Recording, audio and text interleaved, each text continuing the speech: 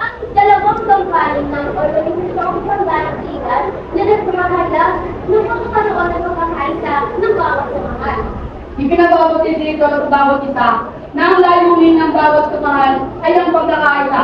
Pagkakaisa na nagsisimbolo sa isang maunlad at payapa na bansa. Para magawa ito, kailangan natin mahalin ng bawat isa para sa ating nahahangad na kapayapaan. Ang pagkakaroon din ng Hindi, kaya yan.